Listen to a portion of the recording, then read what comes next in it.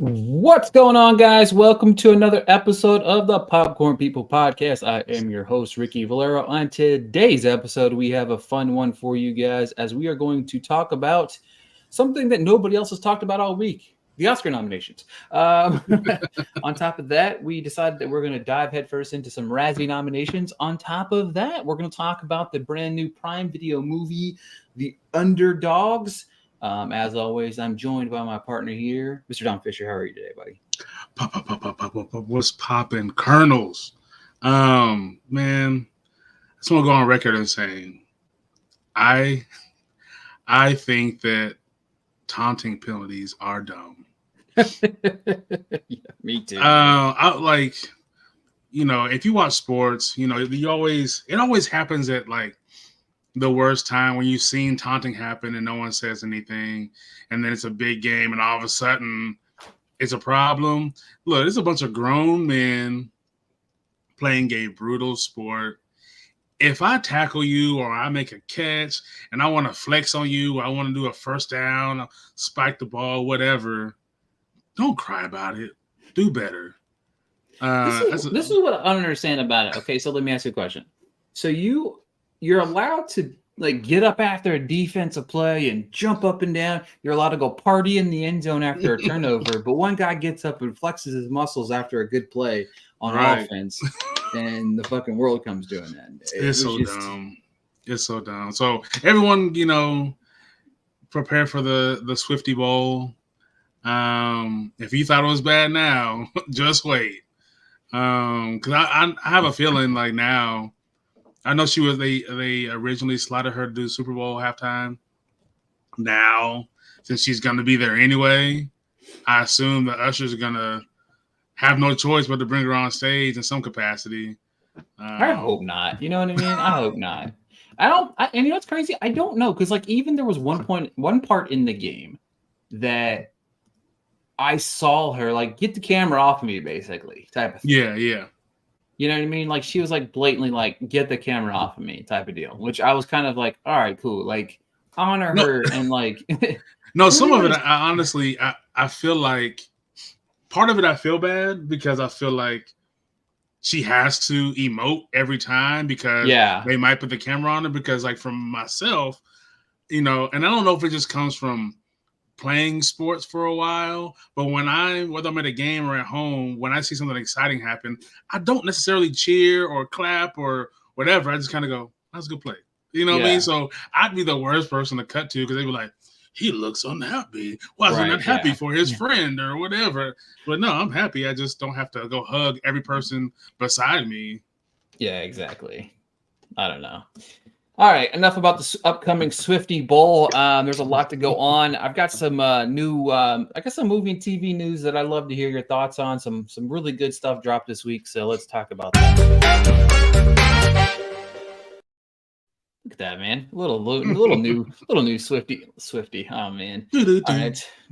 All right. Some interesting casting news this week. The upcoming movie about Michael Jackson, which look.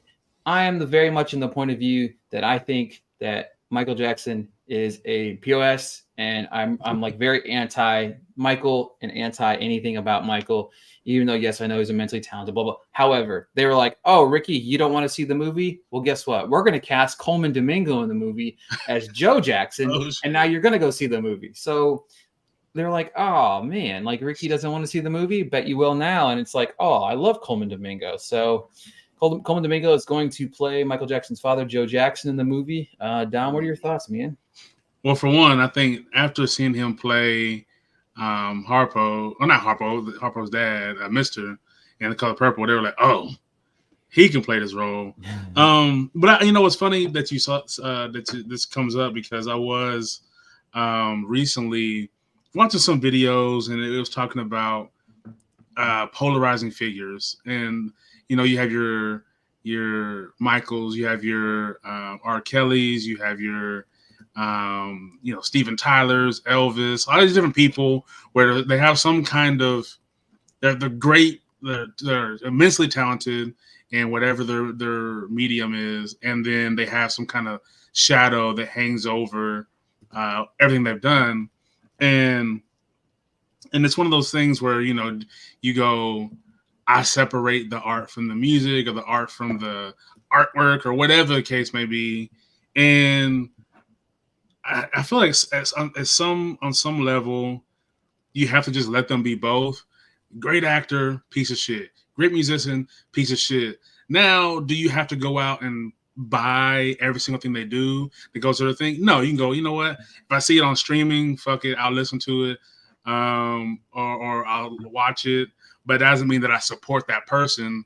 It just means that there's this good thing that's there, and you know, I'm not gonna high five this person and whatnot, go to their tours or whatever. But I got, you know, our people ourselves, like we're all, you know, we're two things at once, multiple things at once. You know, so I don't know, man. It's hard to walk that line in your brain. You go, no, fuck him. But at the same time, like this story is crazy, and just the growing up as Michael. So yeah, it's weird. It's one of those weird things where I feel like a lot of people are going to be kind of conflicted. And then the all the conversations will happen of whether or not the things were real, what was real, what wasn't, or whatever. But Coleman, I love Coleman.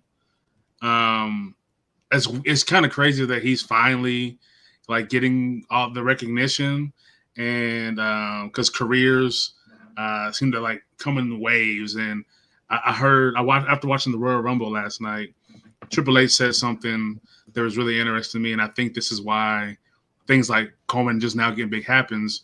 They asked him about his roster size and said, "Hey, from top to bottom, the roster is so good." He goes, "Yeah, it really is. It's a unique time, and we can't have these shows run too long, so everybody is not going to get their shot at that time." And you know, like Bayley winning Royal Rumble last night, spoiler alert, that, you know, she almost quit. There was times where she didn't get any love, and she just kept trucking along, and now she's becoming a fan favorite. And Coleman's been in the game for a minute. A lot of us knew he was great, and now is like his turn, and he's gonna ride that wave while he can. So I feel like that's kind of how it goes. Oh, absolutely, for sure. Speaking of Coleman Domingo, furthermore, he's set to co-write, direct, and star in the Nat King Cole musical biopic as well. This will be Domingo's feature film directing debut, which is very, very exciting. Very excited for him. Lily Gladstone, fresh off the Oscar nomination, set to star in the upcoming movie The Memory Police, which is going to be directed by Reed Morano, and Charlie Kaufman wrote the script. Another biopic in the works, Gabrielle LaBelle, fresh off of the what the fuck was that movie that got last year? What was the fuck? What was the Spielberg movie called? This shit was so mediocre, I forgot. What is that movie? That's gonna fucking be a pain in my ass. The Fabelmans. There we go. Yeah, right. There we go. The Fabelmans. There we go. The Fabelmans. Rachel Sennott, Cooper Hoffman are set to star in the upcoming film SNL 1975. It's written by Gil Kenan and Jason Reitman. Jason Reitman will also be directing. LaBelle is going to play who the hell runs SNL? Man, I'm blanking on everything. Oh, right, Lorne Michaels. Yeah, LaBelle's going to play Lorne Michaels. Excited to see what that looks. I mean, it's crazy to set your feet in Steven Spielberg and then go to Lorne Michaels next, which is pretty crazy. Yeah. Like two pretty, you know. Yeah. So Netflix is set to release a film starring Matt Damon called Animals. Ben Affleck's going to direct the film. Very excited about that. And then David Fincher has renewed his contract for 3 more years with Netflix, which all of the I hate Netflix people should probably, you know, go cry themselves to sleep or something, because everybody hates streaming.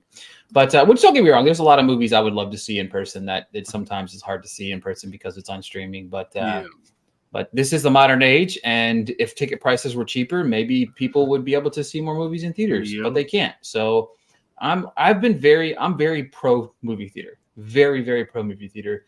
I love seeing movies and films a lot more. However, the day and age of accessibility as an all-time high, and the fact that people just don't have the money right now to spend $15-16 a ticket plus concessions to go to the movies. You know what I mean? Like, that's why films do struggle at the box office now. So and I think most states, like here, we have mainly Regal and AMC theaters, and if they were smart, they would take a page out of like the Alamo draft houses that we hear about that do like these events. I expect like if they have a new Jurassic Park movies coming out, they're gonna have a big thing where they show all of them in the theater and have some drinks and food to go along. And you got to make it an event, because if people are willing to pay those prices if they know something comes along with it. But if I'm paying, if I'm taking my family and we spend $90 on, tickets and concessions, and then the movie's trash, like, it makes you not want to go. But if there's something to go along with it and the movie happens to be trash, you go, you know what? At least we got to experience this other thing along with it, so it makes it a little bit more worth it. Yeah, for sure, absolutely. And I do think that it's crazy that you have like the cheaper day for movies is like Tuesday. Like, who can go to movies on a Tuesday? No, like, kids have school, kids have homework, kids have extracurricular activity. So like, that's just stupid to me. But all right, let's go ahead and jump right into some. Let's do the Razzies first. I haven't really dove into these. I don't really know everything that was nominated. I just saw some clips, so we're going to jump right into the Razzies. I'm going to share. I really only looked at that. I think I skimmed it, and then I had, text you that, hold on, why they do Diesel like that? Yeah, I know. That really made me mad. We'll get to that. Let's see here. Worst screenplay of the year. We have The Exorcist, Believer, Expendables 4, Indiana Jones and the Dial of Destiny, Shazam, Fury of Gods, Winnie the Pooh, Blood and Honey.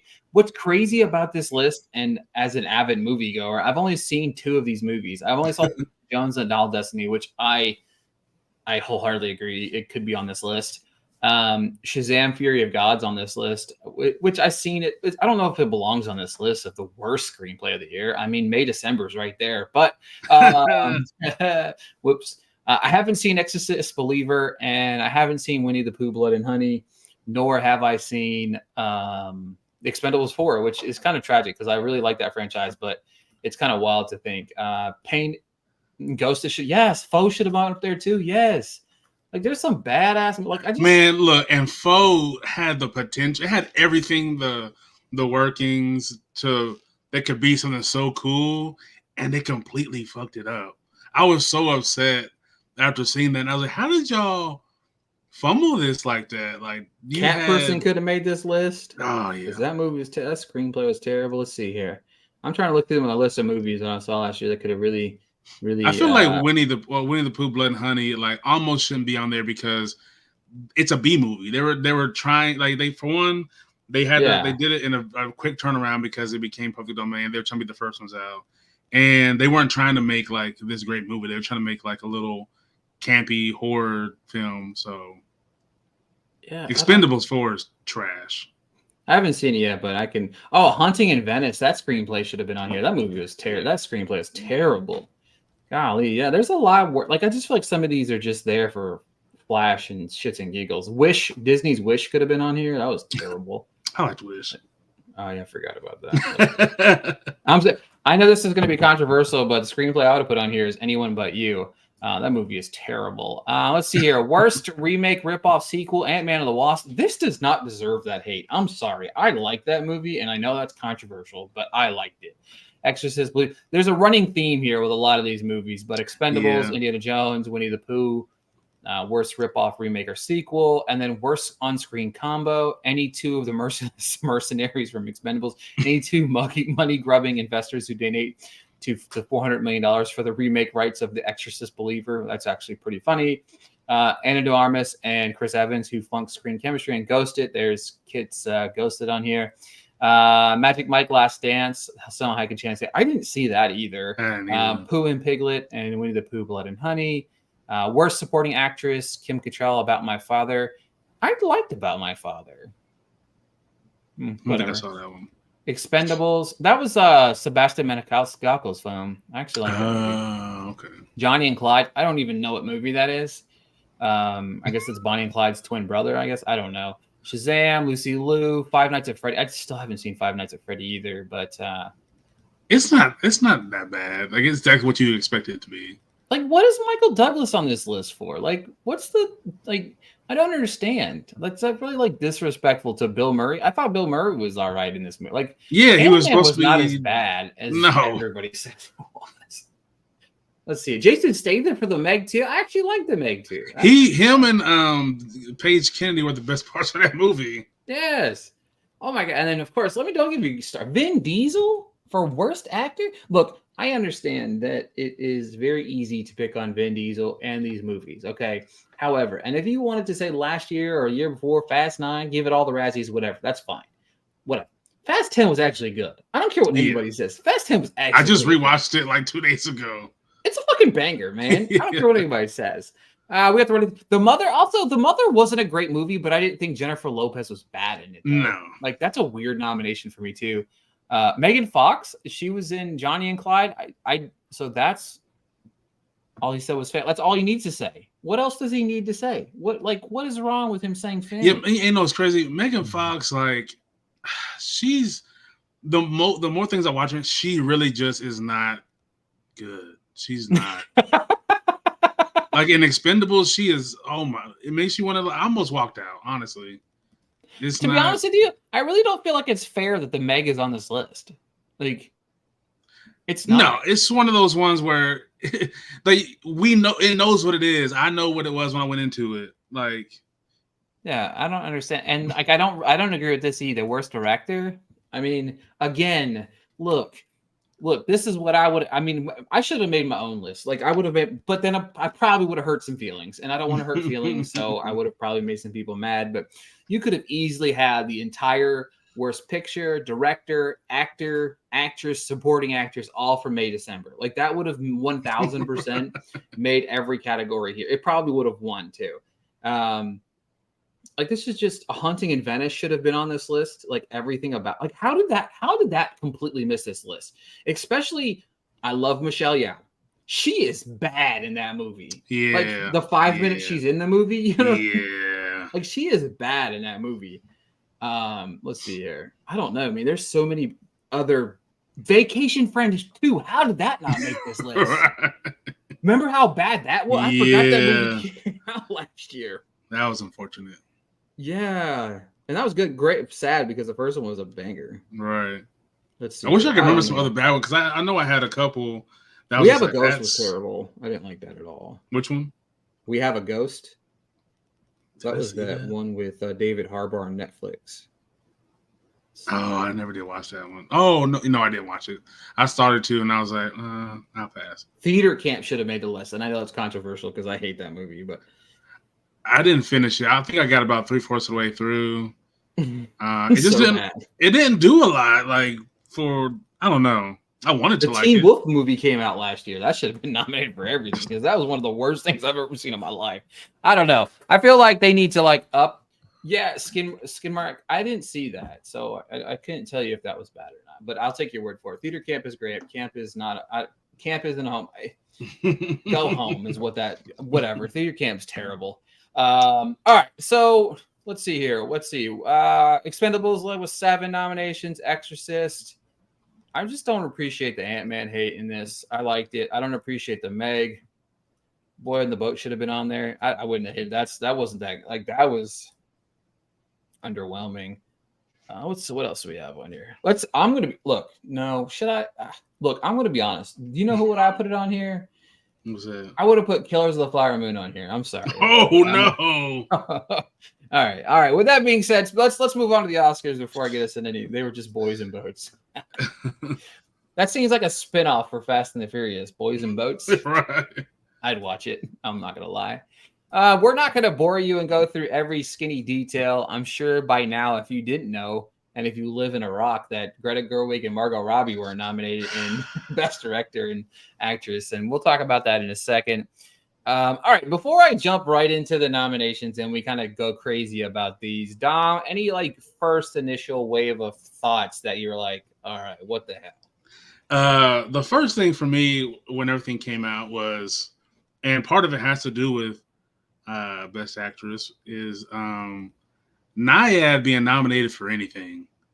Like Annette Bening. That should have been the Razzies. I fuck with you.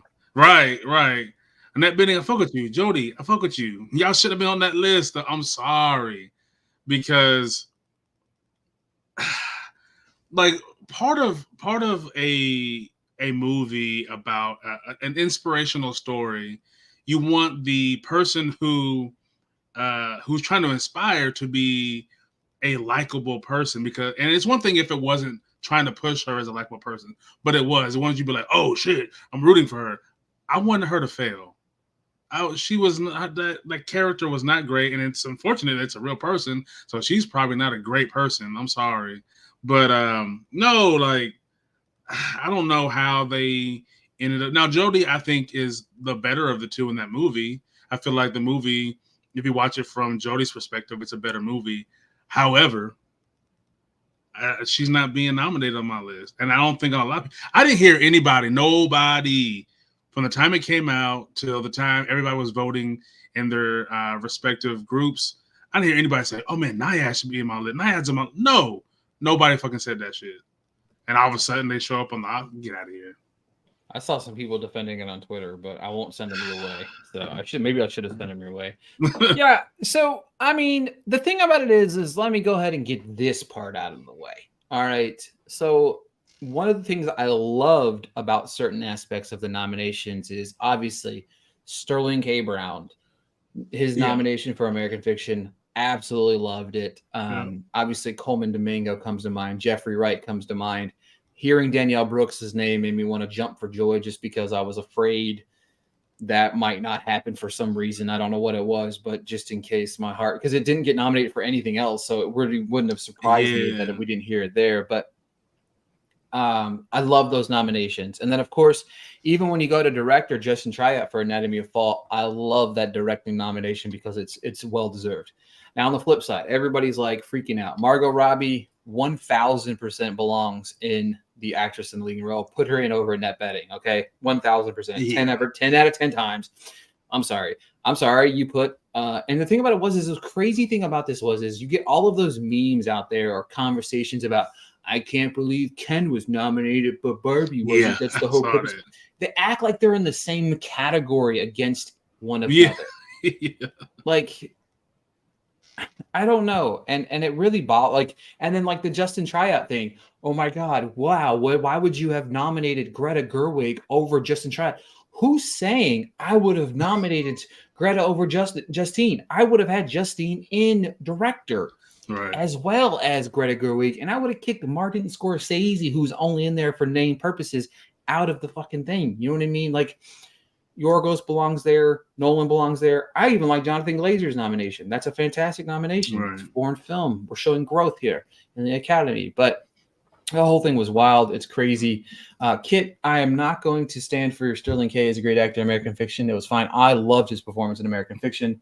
Like, you're really just between theater camp and this Sterling K slander. I don't really know what we're doing here today, but another thing of note here, animated feature film. Where the fuck is Teenage Mutant? Nobody even knows what Robot Dreams is. Okay, not but 5 people in the whole entire universe that actually watches all of their screeners knows what Robot Dreams is or has watched Robot Dreams. I hadn't heard of it until we got the Neon pack, and exactly. I was like, oh, what is that?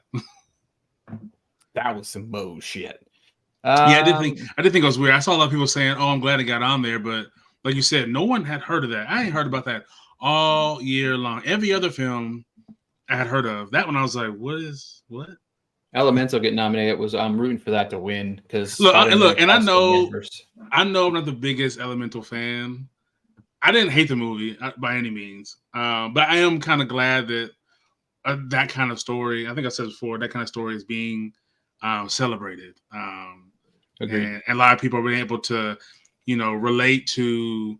I don't know the characters' names anymore, but like I remember Wade. I don't remember the female character's name, but I know that people are like relating with her, immigrant parents, and sacrifice, and you feel like you have to sacrifice as well because they did, and all these things. So it is cool to see people latch onto that. Yeah, just a few more mind-boggling decisions here. I can't believe that we can call The Creator a 2-time nominated. That's, by the way, here we go. Another film that belonged on the Razzies, The Creator. You could have done performances. You could have done the film. You could have done just direction, the entire thing. How Napoleon came out unscathed at the Razzies. While I'm looking at these films that were actually nominated for Oscars, I'm kind of blown away that they were, because now I can see like Napoleon is a 2-time nominated like movie. Like that's crazy to me to even think about. I will say though, like the production design of Napoleon was kind of cool, so I'm not really mad at that nomination per se, because it kind of really did deserve that, but it's still just crazy. Go back down to special effects a little bit. Creator, Godzilla, Guardians, Mission, and Napoleon. So, okay, this is my thing. Mission Impossible, I mean, the whole train thing was cool, but like, I almost kind of feel like you got to leave that. Either probably take Napoleon now. How you not have? I mean, Transformers: Rise of the Beast wasn't like a great movie like that, but it looked great. And yeah, I mean, we're talking about visual effects. We're not talking about great movies, because if we're talking about movies, one thing's for sure: 2 of these films won't even be here. Yeah, I feel like Napoleon, you got to move and put Transformers in there. Yeah, and then you probably take Creator out and put like Spider-Man and Turtles in there. Like, I don't know. Yeah, there were some choices there. Another big one was surprise John Williams or whatever getting his nomination for Indiana Jones and Dial Destiny. That was just asinine. I mean, that guy again. Like, stop like nominating people for namesake. I mean, it is what it like. No, I feel like that. I think that's a big thing with the Oscars or the Academy, like especially with actress. Like that was the first thing I think we talked about was like they have to have the old school name recognition in there for themselves for whatever reason. Like, oh, we're not gonna leave you out. Like that's what it feels like. Like it feels like they make a phone call. Like, we got you. Don't worry, okay? Yeah. Yeah. American Fiction and Score was definitely a surprise too. That one really freaked me out. I was like, what? Yeah. That's not one that I would necessarily right off the bat think for Score. I was kind of surprised. Yeah, it was just it was definitely an interesting thing all the way around. Yeah, Oscars around the corner. We'll probably talk more about them at a later date, but yeah, I mean, overall, I was more or less satisfied with the nominations. This is one of the years I was actually not as mad. There was a few Margot and Greta were really the big glaring ones for me. Obviously, I wish I would have saw more Iron Claw, but I knew that was going to happen, but it is what it is. You know what I mean? So, all right, let's see here. What do we say? Let's talk. Let's go ahead and do one of these little movie reviews that we're supposed to do on these shows or something. All right, over on Prime Video, we had an R-rated comedy called The Underdoggs drop. Dom, give us the skivvy on Underdoggs. So I'm not gonna read it this time. Them things be all weird on Google sometimes. Essentially, we have Snoop Dogg playing 2J's. He considers himself one of the greatest receivers of all time. Big person, bigger ego, but he's out of control, makes a lot of mistakes, and essentially he is hated in the public eye, but he thinks highly of himself. After he essentially commits a crime, he is sentenced to community service back at his hometown that he hasn't been back to in 20 years, which turns into him reluctantly well, I guess it's not really reluctantly because he had a ulterior motive for doing it, but coaching a youth football league or youth football team that doesn't have a coach, and you got this ragtag crew of kids, not dissimilar to like Hardball or Bad News Bears, something Little Giants, and through him coaching, he is trying to teach them to be a better person while becoming a better person himself. It's basically the rundown. Yeah, and just some quick thoughts, like right off the bat. Like for me, I don't know what I was really expecting from it, because sometimes these type of movies can really not land because they kind of come off really stupid. But Mm-hmm. I really liked this. I thought it was fun. I don't think it was perfect. The main issue that I didn't really think about was something that I'm sure you're going to cover, because you're the one that mentioned it to me, honestly. Yeah. So that part I'll let you touch on. But like, to me, obviously, for those that don't know, Snoop in 2005 created the Snoop Youth Football League out there in Los Angeles, and to have kids stay focused on their goals. The league has had many stars throughout its entire thing, including, the recent, the rookie, soon to be rookie of the year, CJ Stroud played out there. But it comes with a lot of cliches. It has every kids sports movie cliche imaginable to man inside of it. Everything that you can think of. However, it's the rated R-ness, it's the raunchiness, it's the over the top, it's the kids cussing, it's the nicknames, it's just the Game of Thrones, the endless Game of Thrones references. All of that tied together makes just such a stupid good time. It reminded me of Good Boys from 2019. Mm-hmm. It's ridiculous, it's stupid, but it's over the top. Snoop Dogg's playing Snoop Dogg, but one thing I really loved, and you often forget about this until he pops up on your screen, was how great Mike Epps is in the movie. Yeah. That man is hilarious. I love that man, and he was so funny every time. There would be times where he just pops out of nowhere and just says something that has you laughing. But Dom, what did you think of the movie? Yeah. So like, the same feelings. I didn't know completely what to expect, and I was scared because last time I saw a movie with Snoop Dogg's name attached was 2022, I believe, and it had like Lil Rel, and the movie wasn't great. Snoop Dogg was only in it for a little bit. I think he was one of the producers, but it wasn't great. So when I saw this pop up in Prime Video, I was like, oh no, like I hope it's not a trash movie, and this is what he's serving up on Prime. And I felt the same way. Like it's almost like a hood.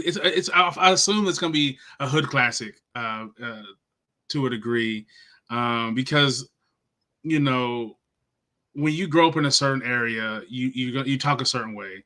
Is it correct to a wide society? No, but that's how the people communicate with each other, and to some people, the way some people talk can sound harsh, but that's the way they speak to each other in love. We joke on each other. It may sound like, oh my god, I can't believe you said that. It's like, no, I love that dude. Like that's just how we joke. So like the brashness and the cussing and stuff like that could be off putting to some people, but this is supposed to be kind of in like it's in Long Beach, and these kids are impoverished, and they all come from essentially like broken homes, what it kind of leads to, and that doesn't take away from these kids being smart, because they're clearly very smart. They have a lot of emotions, and a lot of it is due to their upbringing. And no, there's a lot of heart. Um, I feel like Snoop's character, he doesn't fully learn his lesson, um, because his ego is just that big. As that character's ego is that big, but I mean, he goes from wanting it all to be about himself to sacrificing for the kids, and passing up like things that he wants. And it was really good to see, because they tried to like super like wimpify movies like this a lot of time. It's overly emotional, and to the point where like I don't know any kids like that. But the Underdogs, when I grew up, kids was like that. When I was working with kids, there was kids just like that, where they might cuss you out. You like, hold on, little bitch, I'll if you can crawl, we can brawl. I'll fight a kid. I don't care. But no, like it's a lot of fun. Mike Epps is hilarious. Snoop is like, I know when you think of Snoop as acting, you think like he's just gonna be like the high guy, and he's on brand. He smokes a little bit, but he actually did really good. And Tika Sumpter, I'm really glad they picked her to be like the supporting actress, because we don't see enough like brown skinned women, and she's beautiful. So I'm glad that they chose her. Yeah, but I mean, overall, man, it's not the greatest movie, but it's fun. It's one that you can just put on and you watch with your homies, you watch with your kids. The only downside for me is because it is called the Underdogs. I wanted there to be more of the sports aspect. Now we get it in pockets, but we don't get like initially it felt like the movie The Big Green to me. And if you haven't seen that out there, it's a fun little soccer movie. But I thought it was going to focus more on the kids, and it's more about Snoop's character changing. But the football things we do get, it's fun. And like you said, the nicknames are fun. The reveal of Ghost is really cool. And then, the kids have to like learn, like you have like the superstar, they call him. He was basically Willie Beeman. He had to learn, like, you can't do it all yourself. And you had the I think the saddest one to me was Pretty Boy. Dude, that little storyline was simple, but it broke my heart. Like, he really was like, yeah, I'm about to go buy these shoes. And then has a scene in the car with him, and I was like, dang, like, kids feel like that. They feel like they have to impress people because of their personality says that I should be like this, or he says, there's a line he says, like, I'm the brokest in a team of broke ass kids, and the kids feel away, so it's really good to, like, these kids have their emotions and they're allowed to voice their emotions, and it makes you as an adult, whether you have kids or not, go, you know what, maybe, my whatever I do has more of an effect than what I view on a daily basis. So no, it's a cool little movie, man. Like, if you got Prime, I think you should check it out. It's a lot of fun. You might not want to watch it around like your aunt clutches the pearl when she hears somebody say shit. But other than that, I mean, honestly, it's a family movie. Maybe rated R, but it's a family movie. Yeah, I watched it with my daughter, and she's kind of in the movie. She's like in that verge. We were like, I was like, you come out here, we're gonna watch a movie together, family type of thing, and she was not looking forward to it. But man, throughout the whole movie, she was busting out laughing. She said it was so much better than I thought. I was like, exactly, you know what I mean?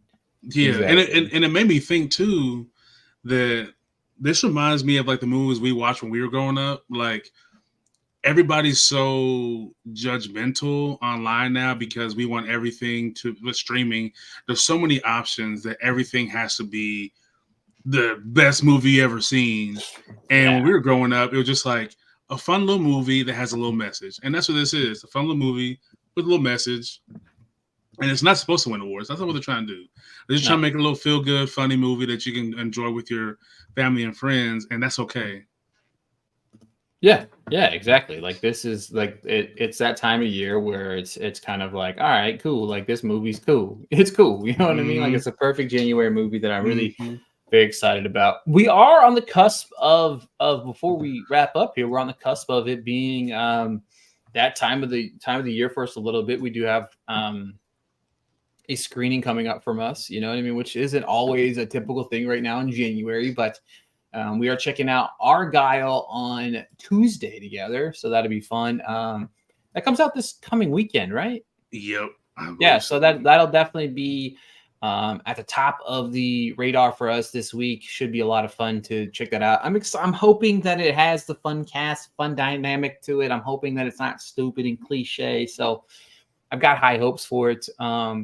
Anything you watched this past week that you want to bring up there, Dom? Miller's Girl with Jenna Ortega, Martin Freeman. I really enjoyed it. I do think that the film didn't. Well, real quick, the film is basically super intelligent high school senior, and gets kind of she's trying to get into Yale. She's experienced something, so she decides to play seduction with her English teacher, and then things happen. It's in theaters now, just came out. But I do think that the film was afraid to completely go either go full like Fatal Attraction or go full like Swim Fan or The Fan or one of the movies where, you know what I mean, where this person's trying to ruin my life. Jenna's great though. Jenna is like further showing that like she has unlimited range, at least right now, because the line delivery and the looks and stuff she's able to do, like she's really good. Martin Freeman, it's kind of weird seeing them paired together, but I think that was on purpose because they didn't want to like glorify this type of thing. So you don't put like fucking Jason Momoa as a teacher and then Jenna Ortega as a student. Want to see them together. They had to make it kind of like more realistic and a little off-putting because of the age difference. But I thought it was pretty good. It wasn't. I wanted it to be. It could have been a 10, but I think I gave it like a 7, 7.5, something like that. And then I also, what did I watch? I just want to tell people, go watch the Book of Clarence. Go watch Origin. I've seen this topic pop up on Black Instagram, where it started with what's his name that does that did like You People and Blackish and Mixedish. I can't think of his name. Kenya Barris. That he's doing a remake or his own kind of rendition of Wizard of Oz, and people were like, no, why are you doing this? We already have the Wiz, blah, blah, blah. And he's doing it, a girl from Inglewood, because he's from Inglewood. And this conversation pops up of like Origin, Book of Clarence, Color Purple. These movies are out, and Black people were not supporting them. And I know what Kenya's doing. It's IP, and people go see IP. No matter how bunch of people hate it, or that they're remaking it, people go see IP. That's just how people work. And so I understand what he's doing. But go support these stories that are like Book of Clarence original. You know, Color Purple, this rendition is fantastic. Origin, original. Go see these stories and go see American Fiction. American Fiction. Don't complain and say, why don't you do some original when they're there? And I forgot. I want to say it's Blex Media on Instagram, and they're going to start posting Black, because they do like cover a lot of Black film, and they're going to post, and they already did for these 4 or 5, the film and what they're making in the box office. And it's like, y'all not going to see these movies, so like don't complain when the content is there, because we got to get out of gangster shit. We got to get out of fucking slave shit. And these movies, like, Color Purple was a little different, but it is coming out of that. Like, go see these films. And for the people who are super religious and you think that the Book of Clarence is blasphemous, it's not even about what you think it's about at all. And if anything, it's more spiritual than anything, because he has to learn that why he did that, what he was trying to do was potentially wrong, and has more faith at the end. So you got to get out of, I'm not going to go see that because I think it's this. You don't know what it is because you didn't watch it. Because if these people can go support motherfucking Nefarious, which is propaganda, and go support fucking Sound of Freedom, which is propaganda, y'all can go support some shit that is some original good content that's not trying to sway you anyway. It's giving perspective of the Black experience, which we're always trying to tell people. And these movies are here to do that. Had to get that off my chest. But there's a show I've been watching that I really like, The Floor. I'm really big into trivia and game shows that are trivia, was Jeopardy or Who Wants to Be a Millionaire, things like that. The Floor is really fucking fun. If you haven't watched it, I believe it comes on Tuesday or Wednesday night on Fox, I believe. And essentially, a bunch of people have an area of expertise, whether it be movie stars, celebrity hair, tools, books A through Z, animated films, whatever. It could be any very niche subject matter that you think you're an expert in. And 2 people get picked. They go up and, one person gets picked. You choose a person who's touching your square. You get to pick whichever subject matter you think that you can beat them at. Y'all go up and say, if me and Ricky are going at it, and say Ricky is movies that came out the year 2000, and mine is fucking crayon colors or some shit. And say I challenge him. They'll show a picture of a movie or the director of a movie, and it goes back and forth. We have 30 seconds, I believe, and every guess, as your time is running down, you guess, the clock stops, goes to the next person, they get shown something, and it goes back and forth until there's a winner. And if I beat Ricky, I get his square, but my expertise now becomes movies in the year 2000, and you can challenge or go back to 4. It's a lot of fun. I hate trivia that's not like a pyramid. I watch it. I'm like, we can't really be a part of the show because the answer is there. I want to be able to guess and say what I think it is, which makes it fun to watch. And The Floor is definitely that show. I think it's going to be around for a long time now. All right. Yeah.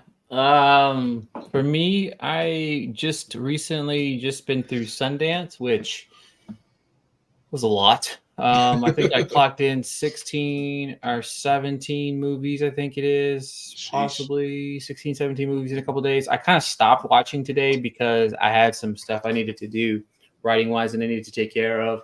This year was kind of run of the mill. Like, it was underwhelming. It was really underwhelming. I saw 3 really fun movies. 1 great movie, 1 very good movie, and 1 very, very, very fun movie. Exhibiting Forgiveness, starring Andre Holland, was. If you don't hear me talking about this for the rest of the year, I think I'd be crazy. It's just a masterful film. I've seen some wavering reviews on this film, but to me, this was just a masterclass by everybody that's involved. And to think that this story was written and directed by a man for his first time ever, that kind of just that sort of stuff blows you away, because it's like, where are these people been for where they've been their entire lives? Because this was brilliant. I love this movie. I think that Holland will be in that conversation for me personally, of personal performances of the year. He's always been somebody that's on the radar, but never really gets that front-facing performance. And I think between him and Andrea Day, and then of course John Earl Jelks is pretty fantastic is in this as well. So is Anjanou Ellis Taylor. It's just a fantastic, well-rounded film. That one's fantastic. Jesse Eisenberg's feature film follow-up. He did Sometimes I Think About Dying. What was what did the movie he do last year? Give me a second here. Sorry, guys. He did that one movie. What was that movie that came out last year? Director, here it is. When You Finish Saving the World. That's what he did. I wasn't a huge fan of that movie, but his follow-up, he kind of, I think, hit on the more personal note. Was a personal journey for him, which I really enjoyed because it was just fantastic. Him and Kieran Culkin play cousins in the film, kind of heading over to honor their beloved grandmother who passed away. It's the balance of comedy. There's several moments where they go to these like Holocaust places, and it's just so somber, and it's just so, like, he just paints this beautiful portrait of just realness, but then there's just so much fun in it. Kieran Culkin gives just a dynamic performance in it, just something I really loved. I loved it quite a bit. And then there's one other one, Thelma, which reminded me like it could be this year's 80 for Brady. I called it Ocean's 11. I called it Ocean's 11 Senior Edition. June Squibb is just fantastic. Richard Roundtree is pretty great in it too. Like, I hope this gets like a theater release. I saw the poster for that because Squibb is hilarious to me. And I'm like not even kidding when I say I just hope that it gets like an 80 for Brady release. I don't think it will, but I wish it would, just because I would love to sit in the theaters and just listen to people laugh. Right. The last 20 minutes of this movie is out of this world. Like, it shouldn't work, but everything about it does. Hang on 1 second. My AirPod's dead. But yeah. So to me, the strike. Do you think the strike affected Sundance? Can you hear me? Yeah. Okay. I maybe, like, I think so, maybe, but I do think that they, like, what they allowed you to watch this year was very muddled compared to years past too. Okay. Like last year, there was only like 3 or 4 movies that weren't on the radar. Like, one of them is crazy. Like last year, one of the movies you couldn't watch was Past Lives. Like, that was one of the movies that came out last year that was on the radar that ended up, being a success. But there was a limited movies. There was probably like 30 or 40 movies you couldn't watch online. So that caused for a lot of stuff. Like that movie with Melissa Barrera wasn't on there. The movie with Sebastian Stan wasn't on there. Like one of the Kristen Stewart movies wasn't on there. The other one, which was called Love Me, which is one of the worst movies I think I've seen in recent time. With her and Steven Yeun. Like, it's an experimental film. Oh, I hated it. No. Like, now, don't get me wrong. I mean, going on Letterboxd, people give it 2.5, 3 stars, 3 stars, 3 stars, 3 stars. I gave it 1.5 stars. Oh no. It was god awful. But and it's crazy because I think, when you think about Stewart's, like, I don't know her aura of how, like, her acting prowess. I feel like her and Steven Yeun are too similar, and maybe that's why it doesn't work. Because I feel like they're both this kind of like laid back. But the thing about it is, it's like nowhere near what you think it is. Okay. Like, it's very AI based too. But it's I did hear about it a little bit. Yeah, it's terrible. I mean, I'm just going to be honest with you guys. I hated it. Now, again, like we say with every movie that we talk about on this very, very, very podcast, make your own opinion on movies. So when it comes out, watch it and enjoy it. Anything based around AI is because everybody's trying to ride this wave because it's new and scary, and there's endless possibilities of what you can write about. A lot of them don't come out great, and there's one in particular. And I can't find the title of this movie, and I don't remember who was in it, which is making me mad. I watched it, I think, around South by Southwest, like 2-3 years ago, maybe 3 years ago, during the pandemic, and it is one of the best, like, AI films I've ever seen, and no one talked about it. I can't remember what it's called. I've been looking for it for, like, at least once a week, and I keep trying to describe it in Google, and it keeps popping up shit that is not even close to what I'm trying to find. And I believe I deleted the email that it was in, so I can't find that either. But essentially, it's this kid who's going back to pack up his mom's house after she's passed away, but the kid is actually an android, and the kid had passed away, and you can purchase this, like, life model of a loved one to be around you while you grieve or whatever. And he ended up being around for too long, and the sister comes back to her pack up stuff, and she doesn't want him around, and he's going through this journey of, like, why am I here? What am I made for? Is it after Yang? No, it's around that. It's similar to how that is, but it was years ago. Oh, years ago. Okay. Yeah, but it was so good. After Yang is really good too, though, and I don't know why that didn't get talked about enough either. The ending's kind of crazy. Yeah.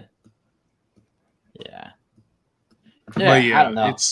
AI should be, if you're gonna do AI, be simple.